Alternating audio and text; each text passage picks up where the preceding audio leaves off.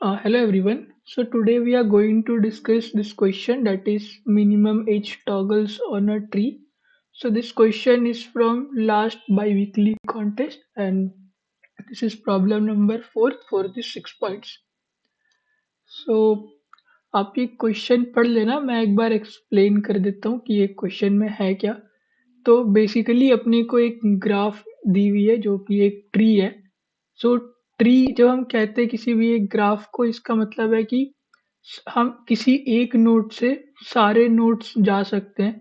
ऐसा नहीं होगा कि हमारे पास दो अलग अलग कंपोनेंट्स होंगे। तो ये प्रॉब्लम कहती है कि हमारे पास एक ट्री गिवन है और उसके नोड्स में हमने कुछ कलरिंग कर रखी है और वो हमेशा एक बाइनरी कलरिंग होगी और हमारे को एक स्टार्ट दी हुई है और एक टारगेट दी हुई है। और हम क्या कर सकते हैं कि किसी भी एक, सपोज हम, ये हमारे पास सपोज ऐसा एक ट्री है, तो हम कोई भी एक एज को ले सकते हैं और इन दोनों के कलर को हम चेंज कर सकते हैं। सपोज हम ये एग्जांपल एक बार देख लेते हैं। जैसे हमारे पास ये 0 1 0 है स्टार्टिंग और हमारा टारगेट है 1 0 0।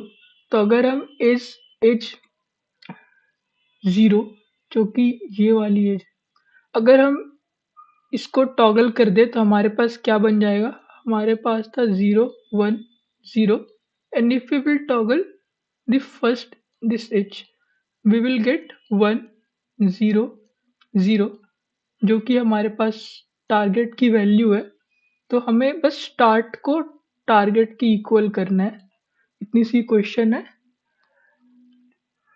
तो हम देखते हैं इसको हम कैसे कर सकते हैं।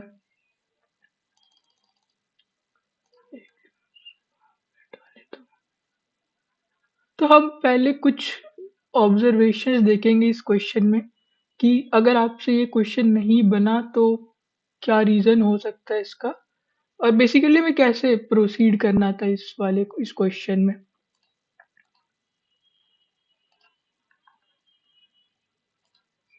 तो सबसे पहली बात तो अगर हम देखें, हम अगर स्टार्ट और एंडिंग को देखें तो हम क्या ऑब्जर्वेशन यहाँ पे हम बना सकते हैं। एक सेकंड यार यार रुकना। हाँ, ठीक है। अगर हम स्टार्टिंग और एंडिंग को देखें तो हम यहाँ क्या ऑब्जर्वेशन बना सकते हैं कि अगर हमारे पास कोई भी एक, सपोज ये ग्राफ है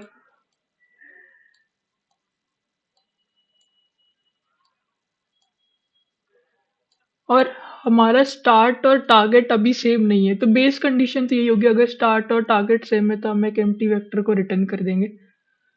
अगर हमारा स्टार्ट और टारगेट सेम नहीं है और हम एक बार में कोई दो ही नोड्स को चेंज कर सकते हैं,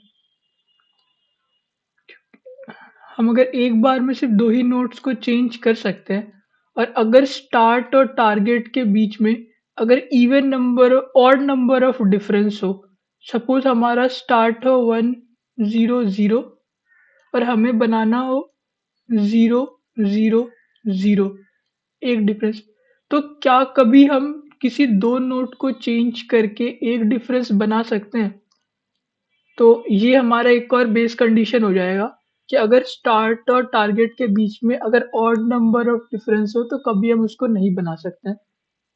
सो अब बस प्रॉब्लम बचता है कि अगर हमारे पास इवन नंबर ऑफ डिफरेंस हो तो हम कितने एज के नोड्स को रिवर्स कर दे, या कितने एज के नोड्स को टॉगल कर दे ताकि हमारा स्टार्ट और टारगेट सेम हो जाए। तो बेसिकली इधर हम यहाँ पर डीएफएस ही सोच सकते हैं कि अगर हम किसी एक नोड पे खड़े हुए हैं, सपोज हम इस वाले नोड पे, तो हमारे पास यहाँ पे क्या ऑप्शन है। हमारे पास यहाँ पे सिर्फ दो ही ऑप्शन है। अगर ये नोड गलत, अगर यहाँ पे ये गलत है, अगर इसकी वैल्यू टारगेट वाले वैल्यूज की, यहाँ की जो कलर है वो टारगेट वाले कलर के इक्वल नहीं है, तो मेरे को इसको चेंज करना होगा। और अगर ये सही है तो मैं इसके आगे बढ़ सकता हूँ, मुझे इसमें कोई चेंजेस करने की जरूरत नहीं है। अब डीएफएस हम दो तरीके से कर सकते हैं, यहाँ बस आप दो तरीके से किया जा सकता था, या तो हम ऊपर से नीचे आते, या तो हम पेरेंट का देखते हैं, क्या पेरेंट हमारा गलत है, तो हम पेरेंट और चाइल्ड दोनों का चेंज करते। या फिर हम पोस्ट ऑर्डर में ये देख सकते थे कि अगर हमारा चाइल्ड गलत है, तो हम चाइल्ड और पेरेंट में पहले उल्टा चेक करें कि चाइल्ड गलत है, तो चाइल्ड और पेरेंट को मैं चेंज कर दूँ। तो बेसिकली टॉगल ऑपरेशन हम ऐसे देख सकते हैं कि अगर यहाँ पे 0 है और हमें यहाँ पे 1 चाहिए था, तो इर्रिस्पेक्टिव ऑफ हमारा पेरेंट में क्या है, हमें इसको चेंज करना ही पड़ता। और हम चेंज करने के लिए एक्सऑर ऑपरेशन कर सकते थे कि हम 0 को एक्सऑर 1 ले लेते तो ये इसके बराबर हो जाता, और यहाँ जो भी हम इसको इसका भी एक्सऑर ले लेते तो यहाँ भी चेंज हो जाता। अब इन दोनों में से हमें बस चेक करना था कि कौन सा सही रहेगा। क्या हम पेरेंट अगर गलत है तो हम पेरेंट से चाइल्ड में जाए या फिर चाइल्ड से पेरेंट में आए। तो हमें चाइल्ड से पेरेंट में आना चाहिए, ना कि पेरेंट से चाइल्ड में। रीजन अभी मैं आपको बताता हूँ क्यों ऐसा।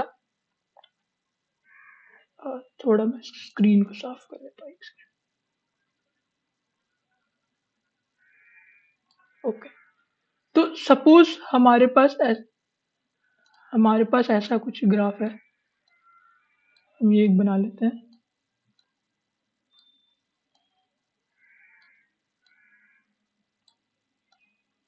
अब मान लो कि आप कहते हैं कि अगर आपका ये गलत, ये वाला, कलर चेंज कर देता हूँ। अगर ये वाला नोड और ये वाला नोड, ये नोड, ये नोड, और या फिर इसको रहने देते हैं इस वाले को के लिए, और हम कहते हैं वाला, और ये सारे नोड गलत है। इवन होना चाहिए 1 2 3 4 5। ओके, ये सारे नोड गलत है। और अगर आप, अब मैं अभी आके कहता हूँ कि ये वाला नोड अभी के लिए गलत है, आप ये वाला नोड अभी के लिए गलत है, इसको आप चेंज करो, तो आप इसको और इस वाले नोड को चेंज कर दोगे तो क्या होगा, ये सही हो जाएगा और ये वाला नोड अभी के लिए गलत हो जाएगा। इस इस ये वाला नोड अब गलत हो जाएगा, और आप वापस यहाँ पे आओगे, आप इस पे चेक करोगे और आप कहोगे ये वाला नोड अभी गलत है, तो आप इसको और इसको आप ठीक करोगे, इससे दोनों ठीक हो जाएगा। फिर आप वापस आके ऐसे ये ट्रैवर्सल कर सकते हो। तो इस केस में तो ये सही आंसर देगा हमारे को। पर अगर ये केस, एक और केस देखें,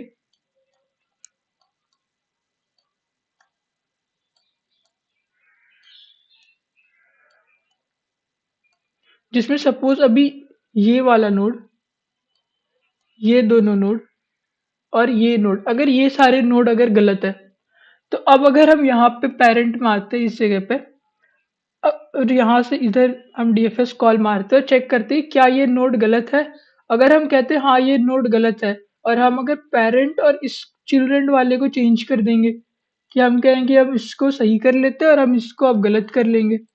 अब जब हम इस वाले का डीएफएस कॉल करेंगे, तो क्या हमारे पास इसके नीचे कोई भी एज रहेगा? नहीं होगा। तो हम इसको कभी ठीक ही नहीं कर पाएंगे। मतलब क्या है कि हम लीफ नोड जो होगा, कि लीफ नोड जो हमारे पास होगा, लीफ नोड को अगर हम सही नहीं कर पाएंगे अगर हम पेरेंट से चिल्ड्रन की ओर आएंगे तो। लेकिन वही अगर हम पोस्ट ऑर्डर में अगर चिल्ड्रन और पेरेंट का चेक करें, तो हम कहेंगे ये तो सही रहेगा, ये तो सही रहेगा। हम यहाँ से वापस जाएंगे, ये कहेगा मैं सही हूँ, आप देख लो अपना। अब ये कहेगा मेरा नोड ये मैं गलत था यहाँ पे, इसको मुझे सही करना है, तो मैं इस वाले को सही कर दूंगा और इसको टॉगल करूंगा और ये गलत हो जाएगा। ठीक है। अब मैं इधर से यहाँ से ये नीचे आऊंगा, ये अपने डीएफएस यहाँ कॉल करेगा। अब मैं यहाँ से कोई कॉल नहीं कर सकता, तो मैं इसमें चेक करूंगा। तो ये बोलेगा कि क्या मैं गलत हूँ, अगर हाँ, अगर मैं गलत हूँ तो मैं अपने को टॉगल कर लूँ और इसको टॉगल कर लूँ। तो अब ये खुद सही हो गया और ये ऊपर जाएगा। अब अगर हम देखें कि ये नोड भी अब मेरा सही हो चुका है, तो ये अब यहाँ से ऊपर चला जाएगा और मैं नेक्स्ट डीएफएस में जाऊंगा, यहाँ से यहाँ आऊंगा। ये कहेगा मैं सही हूँ, वापस चले जाओ। ये बोलेगा मैं गलत था, मैं इसको टॉगल कर लूंगा, और वापस जब इसको टॉगल करूंगा तो ये और ये दोनों, इसके पैरेट ये दोनों चेंज होंगे और मेरा स्टार्ट टारगेट के इक्वल हो चुका होगा। अगर हम ये कंप्लीट डीएफएस करें और इसके बाद भी अगर हम चेक करें स्टार्ट और टारगेट, अगर स्टार्ट मेरा टारगेट के इक्वल नहीं हो सकता है, मतलब हम बोलेंगे कि हम इसको नहीं बना सकते और हम -1 रिटर्न कर देंगे, सिंगल एरे जिसका जो -1 उसके अंदर डाल के रिटर्न कर देंगे। तो हम इसको कोड करते हैं।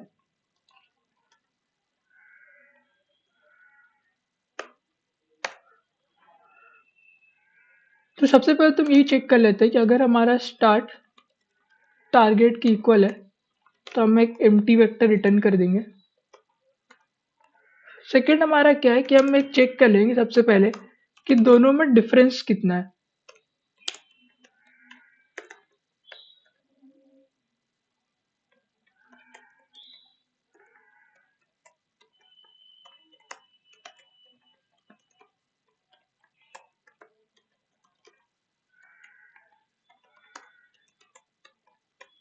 अब अगर हमें पता है कि अगर ये even odd number of difference है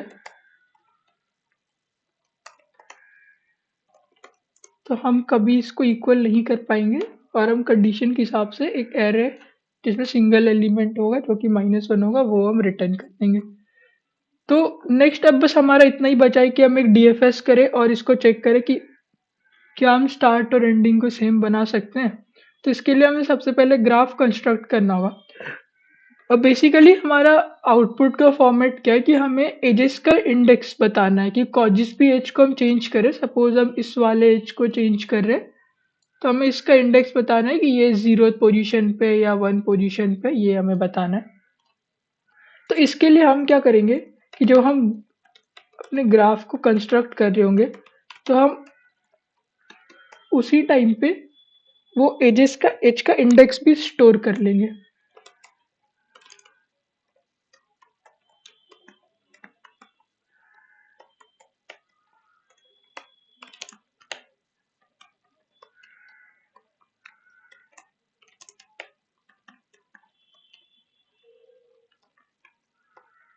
कोई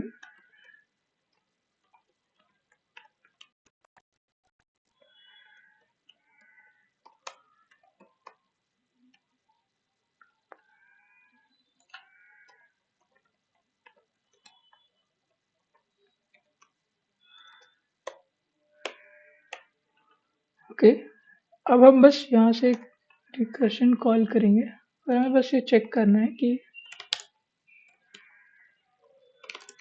ये नोड ले लेते हैं।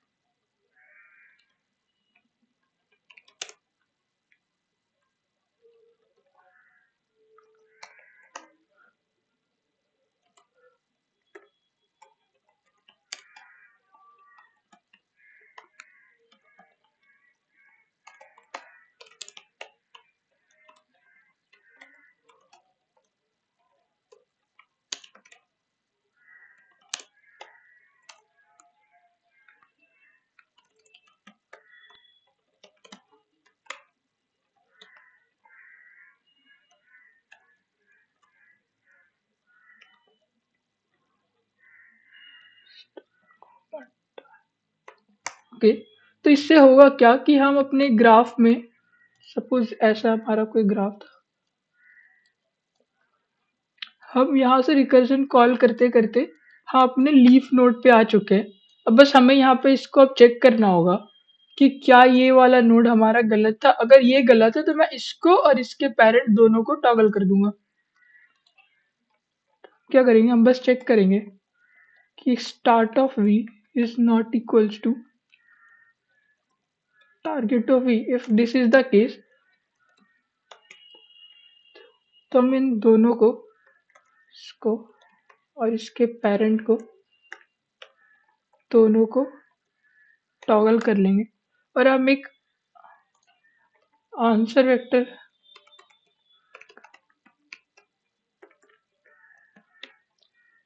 और बस इस वाले एज को अपने आंसर में डाल लेंगे।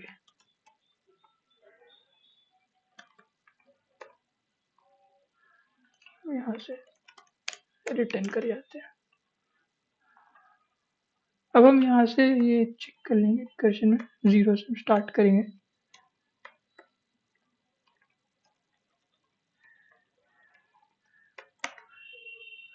अब बस हम ये चेक करना है कि क्या हमारा स्टार्ट और एंड सेम है या नहीं।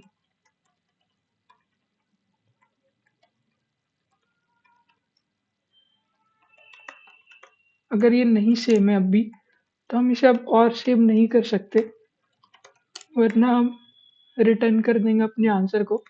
तो यहाँ एक कंडीशन है कि हमें सॉर्ट, अगर हमारा जो भी वेक्टर है उसे हमें सॉर्टेड वे में आउटपुट करना है। सॉरी,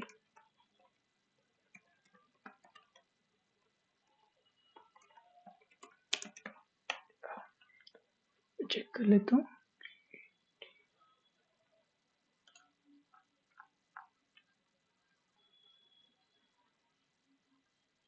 अच्छा, यहाँ में से इसे मेरे को वॉइड बनाना चाहिए था।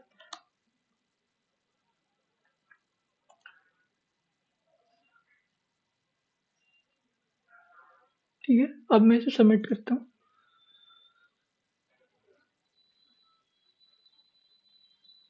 ओके, तो बेसिकली यही आइडिया था इसका। काफी बहुत सिंपल तो नहीं, पर आपने अगर डीएफएस और आपको थोड़ी मोड़ी ग्रीडी, आप थोड़ी सी अप्रोच लगाते तो ये बन जाती। So thanks for this video. So next we will discuss the uh, weekly 485 contest fourth one. Thank you for watching the video.